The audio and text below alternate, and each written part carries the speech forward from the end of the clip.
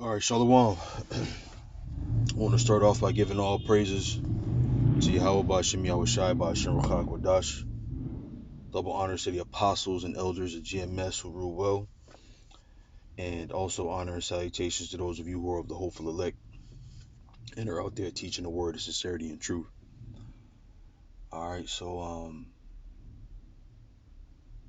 today I just wanted to do a quick show on something I've been thinking about for a few days now. Um,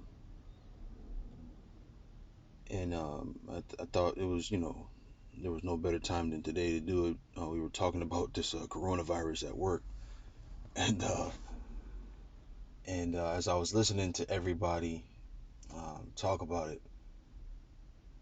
I started to say, like, this is what could cause uh, mass hysteria, if you will, right? Like for people to go berserk. Um, and the reason why I say that is because if if not the coronavirus, a breakout of a large uh, significance could indeed um, cause some the world as we know it to stop moving, right? The gears and cogs would stop if a mass outbreak were to break out. And I was telling them at work, I said, it's the end of the world. It's the end of the world. And of course they laugh me off, right? But I asked, my buddy there, that sits in the cubicle with me. I said to him, I said, have you ever seen the movie Contagion? And he kind of like, and the eyes rolled, shaking his head, smiling kind of way, goes, yeah, I see it, I've seen it. And I said, it's happening just like this. In case you, in case you haven't noticed, I said, didn't the breakout in that movie happen in China? And if you remember the movie Contagion, very quickly, uh, the world went from the world as we know it today, right? People being able to get on airplanes and travel to wherever they want to travel. Um, People playing in the park with their children, and going out on dates with their significant other. And it went from that to very quickly, like I said, mass hysteria, where people were hurting each other. People were backbiting each other. There's a scene I remember in the pharmacy. people, people were in line trying to get some medicine, and one person decided, fuck this shit, I'm going to get me some of this medicine. And then another person saw that person doing that, so he did it. Then all hell broke loose in that damn pharmacy, man. And it doesn't take much. Fear is a great motivator, right? Like the scriptures say, fear is the beginning of knowledge, right? Because it kicks you into gear, right? It makes you, it makes you uh start it could work in two ways, right? This why I'm stumbling over this, right? It could work in the way like the Heavenly Father uses fear, which is he uses fear to cause us to reverence him, right? Right. And in this case, right, with a mass hysteria, fear will make people um start stealing, right? Start killing, right? And it'll cause this panic. So in both ways, it causes motivation. One, and motivation to righteousness, right? In the fear of the Most High. And then one, the motivation of wickedness and doing treacherous things in order to get what you need for that day.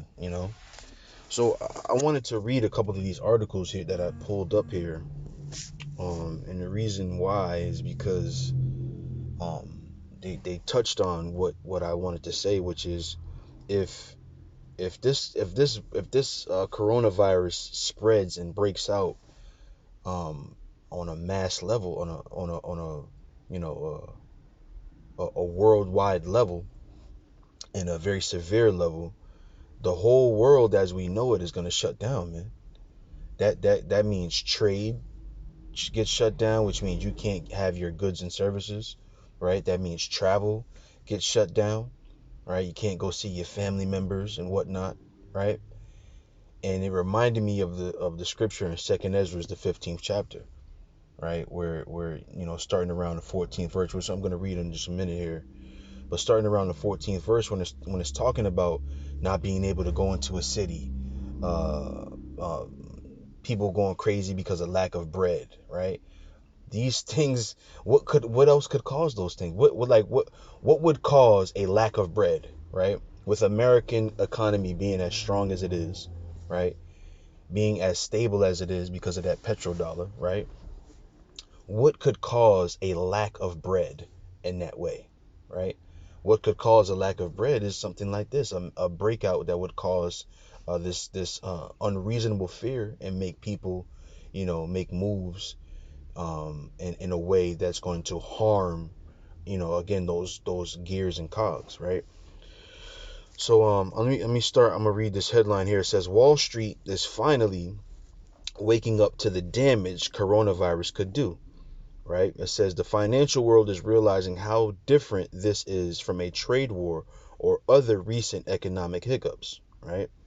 Because we just had a trade war, which was a short-lived one. It wasn't anything crazy, but last year between the United States and China, right? And it had its effects, right? But as the article is making a point here, this could cause uh, much more of an undesired effect, right? Because when you think of a trade war, right, you have an end in mind, right? You have a you're in a trade war with a goal, right? You're causing, like you say, you raise tariffs or something along those lines. You're doing that with a purpose, right?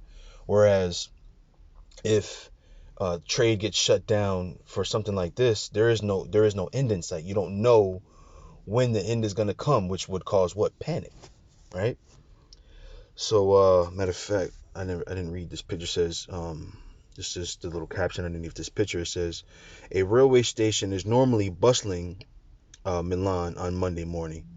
A surge of coronavirus cases in northern Italy has prompted closings of many public sites and workplaces and has raised concerns about the economic impact on the country and beyond, right? So imagine that, right? You got this one lone lady in the goddamn train station or the bus station, whatever this may be. What does it say? A railroad train station. So a train station, and she the only one. She the only one in the picture, man. Which this could be a photo op, right? But in any case, right, the point still remains. Like, imagine that, right? Something as simple as how much traffic, right? Because the word traffic means business, right? Matter of fact, let's look that up. Let's look that up, right? Hopefully I spell it right. I always spell this wrong.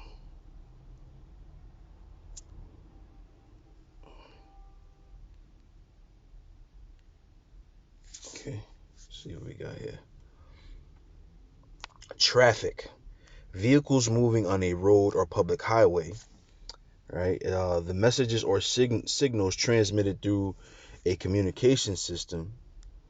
They're not really going into it really, because really, if I were, let me see, let me try that actually. Let's see, because I think sometimes they have a good etymology here. Boom. Just a little patience. That's all it takes. Number 3, the action of dealing or trading in something illegal, right? The traffic is stolen cattle, but really what traffic is, boom, to deal and trade in something illegal, the government will vigorously pursue individuals who traffic in drugs. So it's making it specific to something illegal, but the word traffic is it means trade or business, right? That's what traffic is. When you see, that's why they call when you have a lot of cars on the highway and it's jammed up, they call it a traffic jam, because when people are on the road, no business is being conducted because they're stuck in what they call a traffic jam, right? So when you think of that, right, when you think of this train station, right, this is a traffic jam in a different way, in that it's causing traffic to stop completely, right? It's stopping all business, right? So imagine you think of, you think of a city like Boston where we are here. The workforce is heavily dependent on the railway system, right? Because people that live in the city, they don't drive their cars, they take the train, right? So how are they going to get to work if the trains get shut down, or if this mass hysteria is caused, this high level of fear is caused, and people don't want to take the train, right? Business is going to stop, man. You see? So let me read a little bit of this. I'm not gonna read too many of them because I got another one here that I want to read. So I'm not gonna read a lot of it. I just want to read enough to make the point, and then I'll hit the scripture that I was thinking of, and then I'll get out of your way. It says, for weeks there has been a strange divergence among those trying to predict what coronavirus might mean for financial markets in the world economy.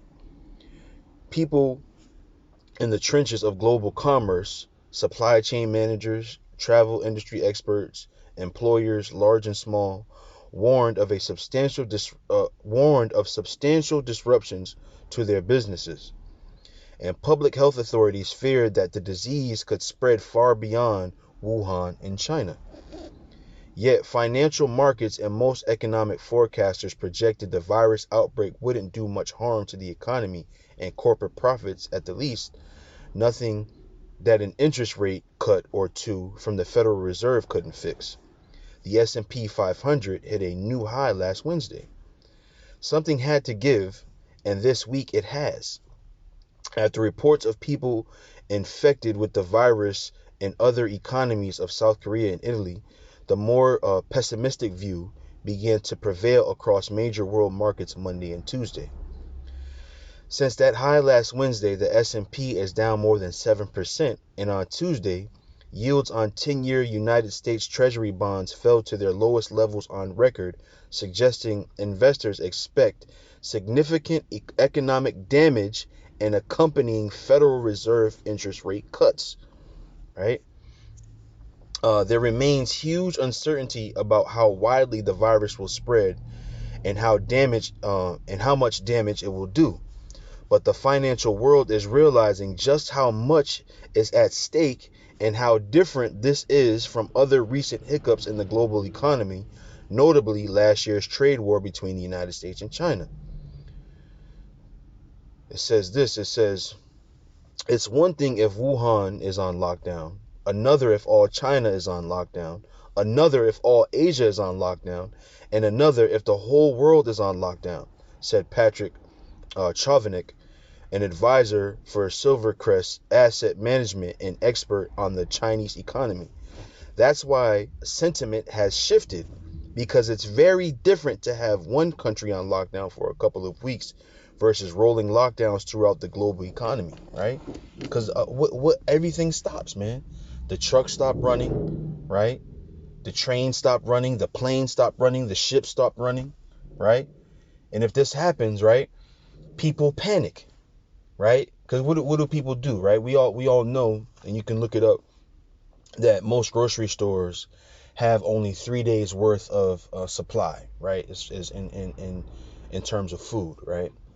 But that has to be amplified when fear is in play, right? When people think, oh shit, we're not going to be able to have any food come next week, so I'm going to go to the store and get as much as I can. That 3 days worth of food quickly turns to 1 day's worth if everybody is at the grocery store at the same time trying to load up and stock up, man. You see? So even if coronavirus dies down, right? Even if this is not the one thing that's going to cause all of these dominoes to fall over. Something like you can clearly see that something like this is what's going to cause that mass hysteria. What's going to cause cities and states and countries to shut down, man. All right. So from there, I got another one here from CNBC, which is saying the same thing, man. So I'll just go to the scripture here in Second Ezra. This is Second Ezra 15 and 14. It says, "Woe to the world and them that dwell therein, for the sword and their destruction draweth nigh, and one people shall stand up and fight against another, and swords in their hands," right? "For there shall be sedition among men, and invading one another. They shall not regard their kings nor princes, and the course of their actions shall stand in their power," right? So imagine that, right? Imagine what could cause something like this, where people are seeing, you know what, I can't depend on my government anymore. I can't depend on how our regular way of life has been. I gotta go get it myself. People gonna be. It says sword. I mean, no. What did it say? I want to read what it said here. Right. And one people shall stand up and fight against another, and swords in their hands. So you're gonna see people with like when you see that movie The Road, running around with baseball bats and chainsaws and and guns, if you can find one with enough ammunition, right?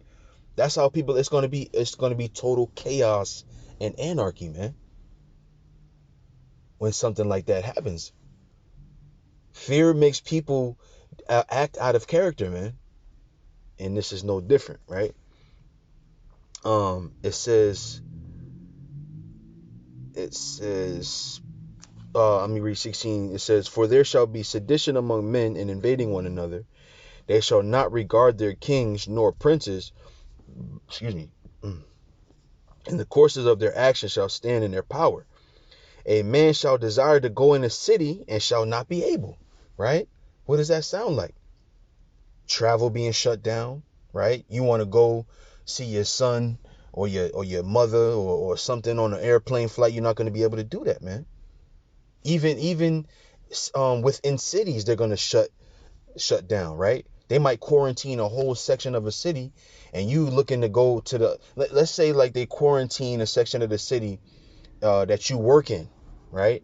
But they won't let you leave that section of the city to go home, and you might live on the other side of town. You see that? This is what could cause that. You see? It says, "For because of their pride, the city shall be troubled, the houses shall be destroyed, and men shall be afraid." You see? You see? It says, "A man shall have no pity on his neighbor, but shall destroy their houses with the sword, and spoil their goods because of the lack of bread and for great tribulation." You see?